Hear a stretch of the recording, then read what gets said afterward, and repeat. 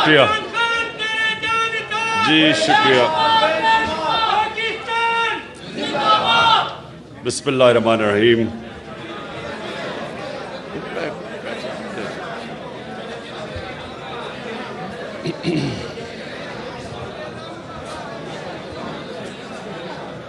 ایاک نعبد و ایاک نستعین.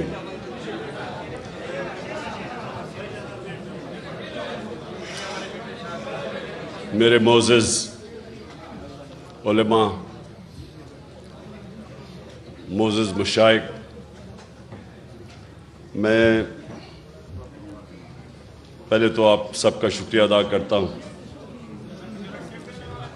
آپ یہاں تشریف لائے اور میں نے آپ کی تقریریں بھی سنی. تو میں سب سے پہلے آپ کو اپنی بات شروع کرنے سے پہلے میں یہ واضح کر دوں. تھوڑا اس طرف ہو جاؤ،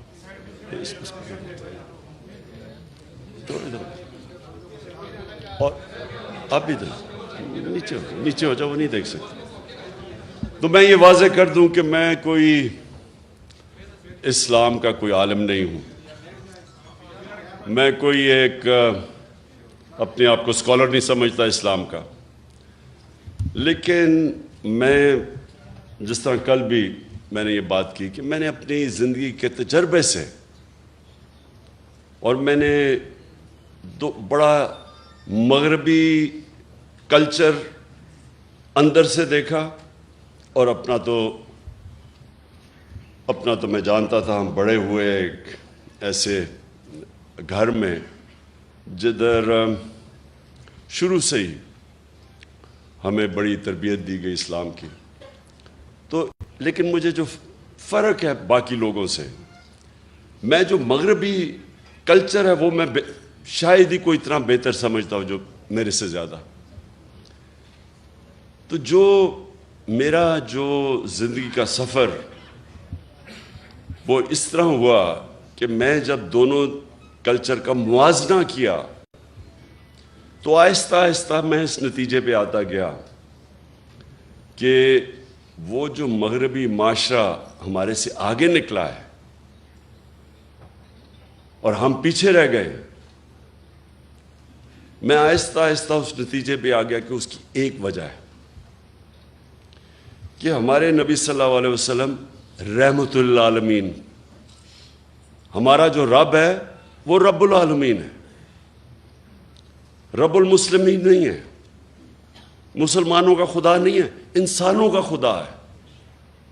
اور ہمارے جو نبی صلی اللہ علیہ وسلم تھے وہ سارے انسانوں کے لیے رحمت بن کے آئے تھے.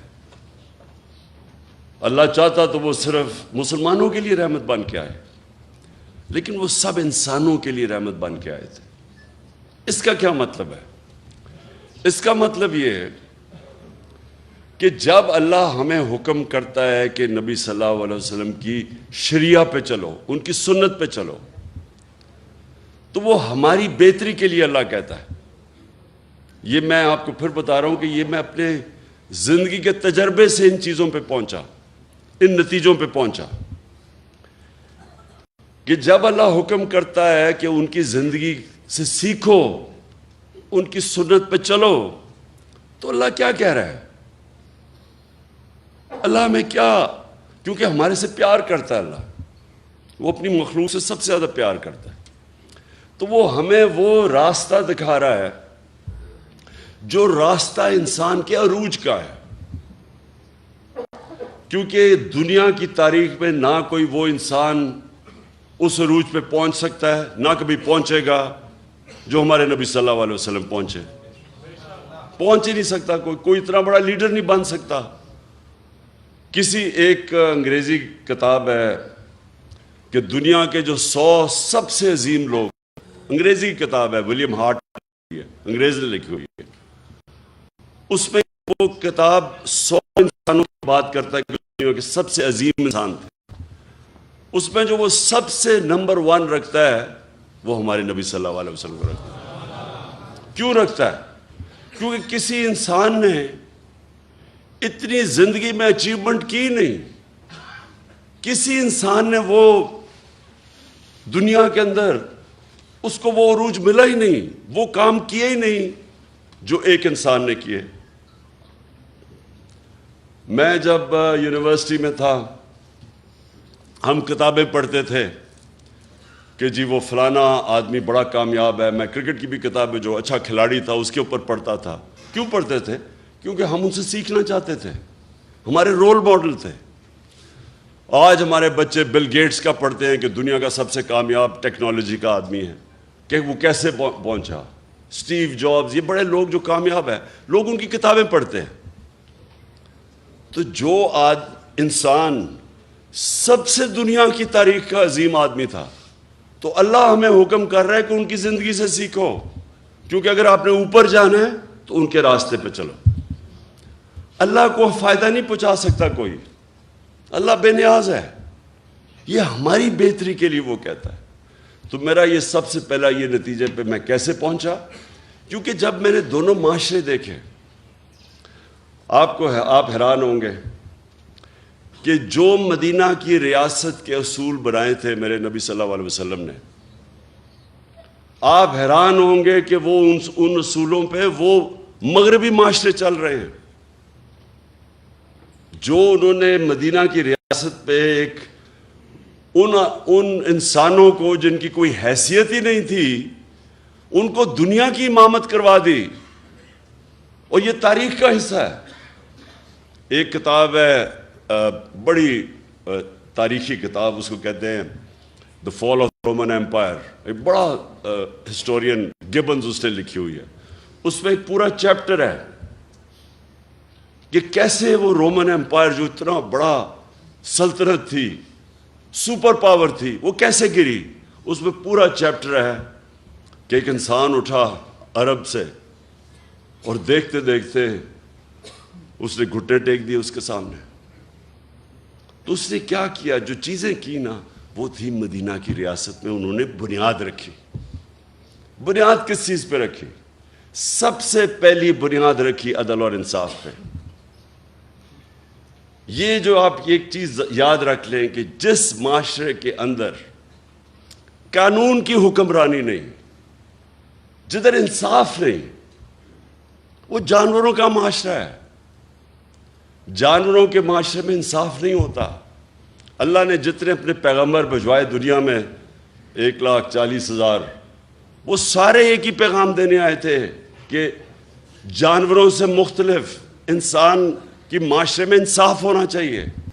اور انصاف کا مطلب ہوتا ہے طاقتور اور کمزور کے لیے ایک قانون، قانون سے اوپر کوئی نہیں ہوتا۔ یہ یاد رکھیں، یہ سب سے بڑی بنیاد رکھی جاتی ہے ایک انسانی معاشرے پہ۔ جو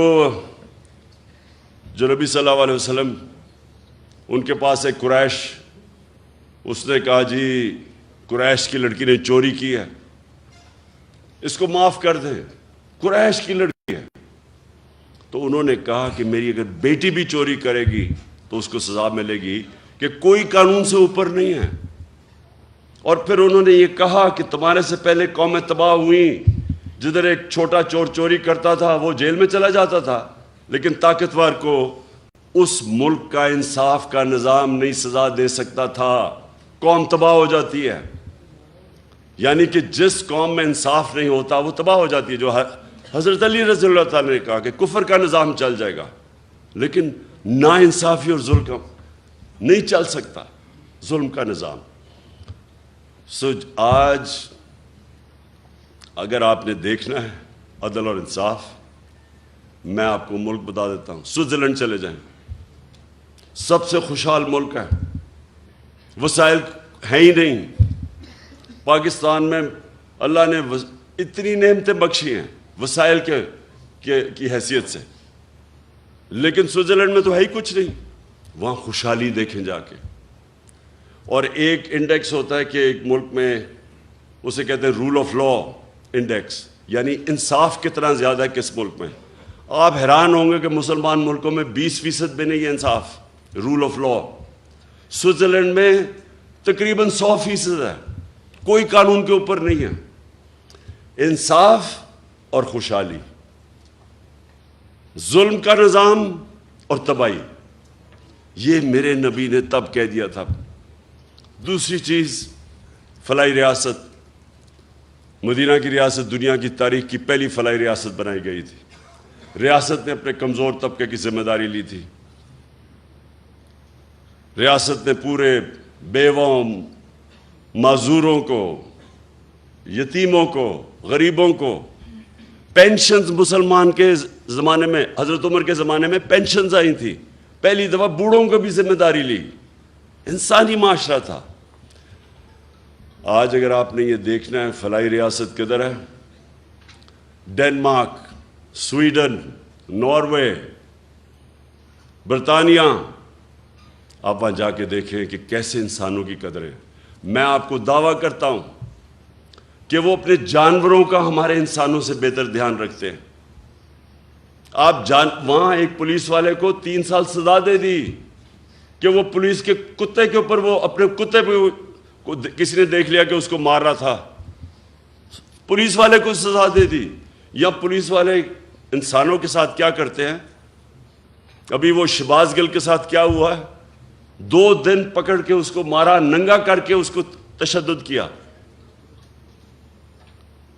وہاں انسانوں کو، انسانیت کا تو نظام اور ہے، وہ جانوروں کو، ان کی ایک ہے RSPCA، وہ دیکھتی ہے کہ کئی جانوروں پہ تو نہیں ظلم ہو رہا۔ اور یہ کدھر شروع ہوا تھا؟ حضرت عمر نے کیا کہا تھا کہ اگر کتا بھی میری ریاست کے اندر بھوکا مرے میں ذمہ دار ہوں۔ بس میں ذرا چاہتا ہوں کہ میری آپ آج بات سن لیں، کیونکہ میں پھر آخر میں آنے لگا ہوں یہ حقیقی آزادی کے اوپر۔ دیکھیں، جو نبی صلی اللہ علیہ وسلم کی سنت پہ چلے گا معاشرہ، وہ اوپر چلا جائے گا، چاہے وہ مسلمان ہے یا نہیں ہے، کیونکہ وہ رحمت للعالمین ہے۔ اور جب ہم اپنے آپ کو مسلمان کہتے ہیں اور ان کے اصولوں پہ نہیں چلتے، تو پھر ہمارے سامنے تو انہوں نے کہا ہے کہ قومیں تباہ ہو جاتی۔ آج اب دیکھیں، میں زندگی کے 20-30 سال مغرب میں گزارے، وہاں تصور بھی نہیں کوئی کر سکتا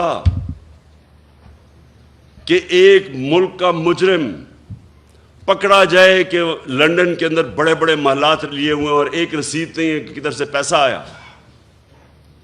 3 دفعہ پرائم منسٹر، بچے اس کے لندن بیٹھے ہیں، اربوں روپے کے گھروں میں رہتے ہیں، کہتے جی ہم پاکستانی شہری نہیں، اس لیے ہم بتاتے نہیں ہمارے پاس پیسہ کدھر سے آیا۔ وہ عدالت، سپریم کورٹ اس کو کنوکٹ کرتی ہے، مفرور جھوٹ بول کے ملک سے باہر بھاگتا ہے، اور وہ آج پاکستان کے فیصلے کر رہا ہے۔ وہاں بیٹھ کے ابھی یہ جو آڈیو لیکس آئی ہیں، یہ جو انکشاف آپ کے سامنے ہوئے ہیں، ان کے اندر پتہ چلے گا کہ وہ سارے ایک مفرور، ایک کرپٹ آدمی، ایک جھوٹا آدمی، ایک اربوں روپے اس ملک کے چوری کر کے بڑے بڑے محلت میں باہر رہنے والا آدمی، وہ ملک کے فیصلے کر رہا ہے۔ یہ مغرب میں تصور بھی نہیں ہے۔ اور اس کا جو منشی اسحاق ڈار، وہ جو آیا ہے، یہاں پہنچا ہے، سوچیں کہ اس کو نیب نے بلایا، پوچھا کہ تمہاری پراپرٹیز کدھر سے آئی ہیں، بجائے جواب دینے کے لیے پرائم منسٹر کے جہاز میں مفرور ہو جاتا ہے۔ نون لیگ کے زمانے میں وہ آج پاکستان آ گیا ہے اور فائنانس منسٹر بن رہا ہے۔ یعنی اب پاکستان کا پیسہ، فائنانس کس کے حوالے کر رہے ہیں؟ جو مفرور 5 سال سے بھاگا ہوا تھا کہ جی میری طبیعت ٹھیک نہیں تھی، وہ ابھی تک یہی نہیں پتا کہ 5 سال کس چیز کا علاج ہو رہا تھا، اس کا کوئی ایسی بیماری ابھی تک پتہ ہی نہیں ہے جس کو 5 سال لگ رہے تھے، وہ بیماری نہیں تھی، ڈرا ہوا تھا،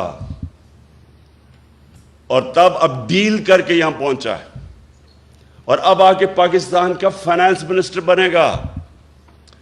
22 کروڑ قوم کی، یعنی آپ کے خزانے پر بیٹھے گا، بلے کو بٹھاؤ گے دودھ کی حفاظت کرنے کے لیے،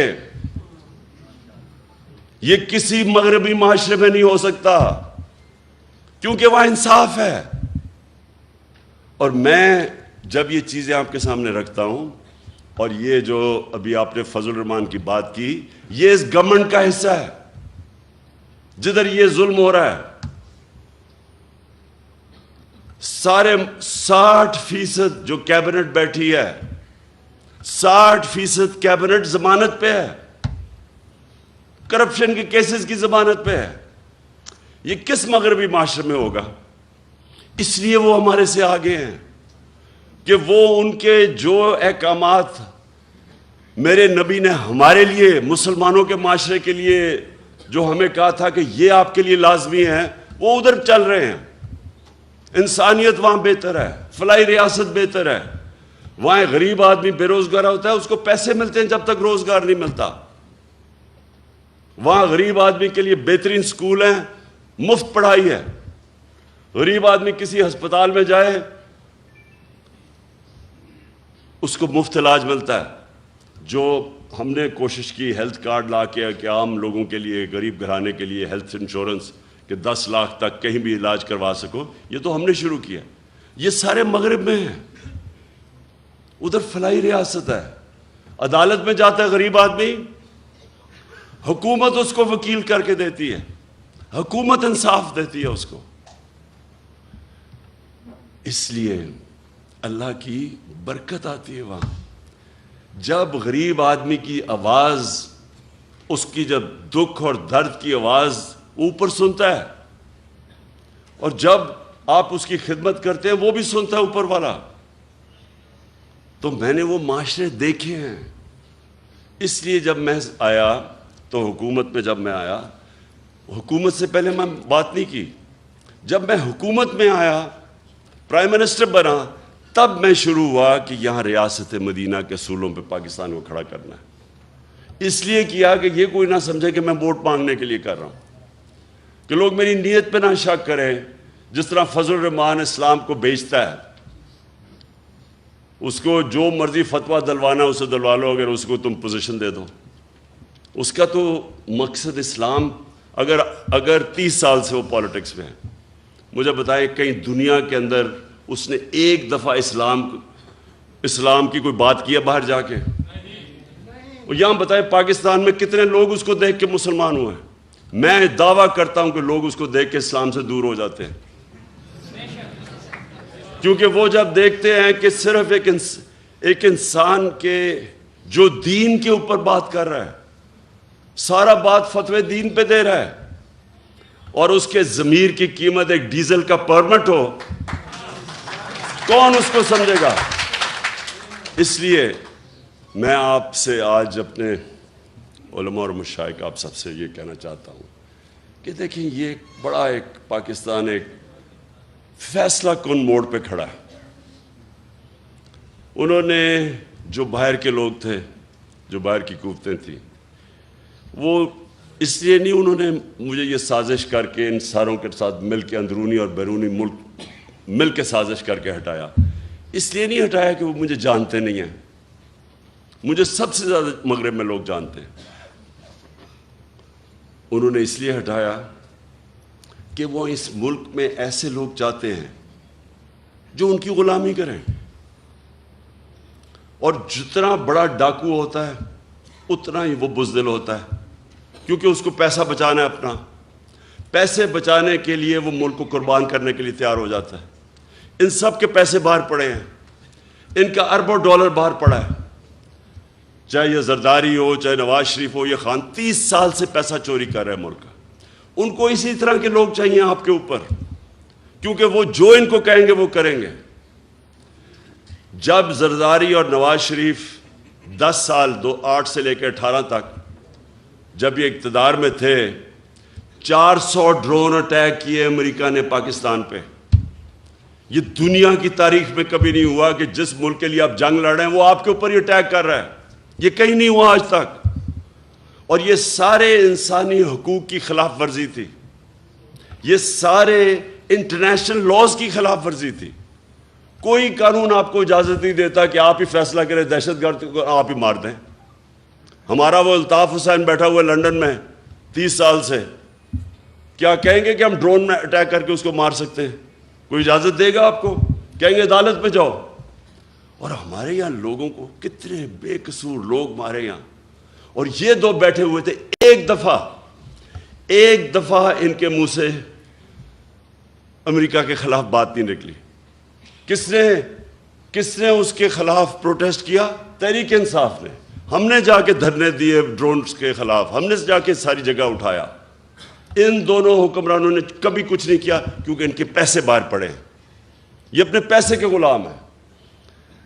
آزادی جو حقیقی آزادی ہے وہ سب سے پہلے تو وہ آتی ہے کہ ایک حکومت ایسی ہو جو اپنے لوگوں کی بہتری کے لیے فیصلہ کرے, جو اپنے جس نظریے سے پاکستان بنا تھا اس کے لیے فیصلے کرے.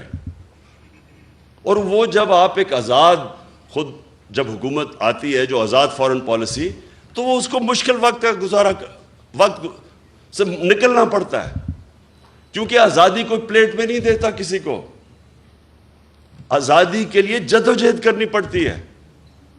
ہمارے نبی صلی اللہ علیہ وسلم مدینے میں پہلے دن آزادی نہیں مل گئی تھی. کفار نے پوری کوشش کی. جنگ احد کے اندر بڑی مشکلوں سے مسلمان بچے. پھر جنگ خندق کے اندر تو سارے سمجھ رہے تھے کہ بچیں گے نہیں, اتنی بڑی فوج آئی اور گھیر لیا تھا ان کو. تو جدوجہد کی, قربانیاں دیں, پھر آزاد ہوئے اور پھر ایک عظیم قوم بنے. غلام تو کبھی اوپر جا ہی نہیں سکتے. اور جب ایک مسلمان دعویٰ کر دیتا ہے کہ لا الہ الا اللہ, وہ پھر وہ کیسے کسی کی غلامی کر سکتا ہے؟ اس کا مطلب کہ آپ نے جو اللہ سے وعدہ کیا ہے, آپ نے حلف لیا ہے, لا الہ الا اللہ, اللہ سے آپ کا حلف ہے کہ اے اللہ تیرے سوا میں کسی کے سامنے نہیں جھکوں گا, پھر آپ کیسے کسی کی غلامی کر سکتے ہیں؟ اور پھر جب آپ یہ دعویٰ کر دیتے ہیں تو پھر اللہ آپ پہ چھوڑ دیتا ہے, اور قومیں وہ اٹھتی ہیں جو پھر اپنے پیر پہ کھڑی ہوتی ہیں, پھر قربانیاں دیتی ہیں, مل کے قوم قربانی دیتی ہے, وہ پھر نکل جاتی ہے. جو ہوا کہ دنیا کی تاریخ کا سب سے بڑا انقلاب آیا تھا مدینہ کے اندر. دنیا میں اتنا بڑا انقلاب نہیں آیا. 10 سال 622 اور 632 میں دنیا کا نقشہ بدل گیا, دنیا بدل گئی. 2 سپر پاور تھی تب بھی. ہمیں بھی جب تک ہم ایک بحیثیت قوم ایک صحیح معنی میں اپنے آپ کو آزاد نہیں کرتے, جو ہمارا کلمہ ہمیں آزادی دیتا ہے, اور جب تک ہم یہ چوروں کی غلامی کریں گے جو باہر سے کنٹرولڈ ہیں, کوئی مستقبل نہیں ہے ملک کا. انہوں نے جو 5 مہینے کے اندر کہا جی ہم مہنگائی کم کرنے آئیں گے. 50 سال میں سب سے زیادہ مہنگائی ہوئی ہے آج پاکستان میں. 50 سال کے بعد ایسی مہنگائی ہے. کبھی ایسا معیشت جو 6% کے اوپر ترقی کر رہی تھی 6 مہینے پہلے, آج وہ بالکل نیچے گر چکی ہے. بے روزگاری بڑھ رہی ہے. یہ آپ کی خدمت کرنے نہیں آئے تھے, یہ اپنے کیسز ختم کرنے آئے تھے. انہوں نے جو چوری کی ہے اس کو بچانے آئے تھے. یہ اسحاق ڈار جیسا فراڈ, یہ اب اسی NRO ڈیل کے تحت یہ پاکستان پہنچا ہے. اور ہماری بڑی بدقسمتی ہے کہ ہمارا نا انصاف کا نظام اس کو روک سکا, اور نہ ہمارے وہ لوگ جو ملک کے محافظ ہیں بنتے ہیں, نہ انہوں نے اس کا راستہ روکا. اور کون روکے گا؟ انشاءاللہ آپ کا بھائی عمران خان انشاءاللہ اس کا راستہ روکے گا.